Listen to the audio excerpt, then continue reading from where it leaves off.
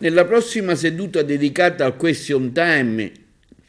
presso il comune di Agrigento, il consigliere comunale, nonché ex sindaco Calogero Firetto, presenterà la seguente interrogazione al sindaco e ai componenti della giunta, chiedendo notizie relativamente al finanziamento del 12 dicembre del 2020 dell'importo di 398.868,80 euro a valere sull'azione del POFERS Sicilia 2014-2020,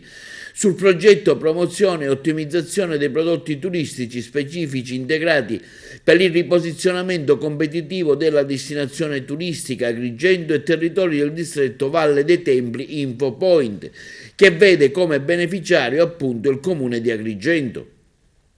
L'ex sindaco si chiede quali siano le ragioni effettive del mancato rispetto ai tempi previsti, se non ritiene carente la motivazione comunicata alla regione relativa al carico di lavoro del RUP in Salaco, in quanto, così si legge, è dirigente di 2 settori.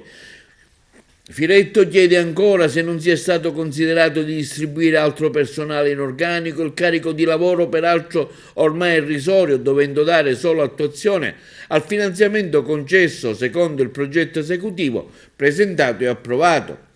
Perché non abbia ritenuto di dover dare comunicazione al Consiglio Comunale della città di questa difficoltà oggettiva di rispettare il cronoprogramma comportante il rischio della revoca del finanziamento e quali siano le iniziative intraprese per evitare che si perdessero i finanziamenti.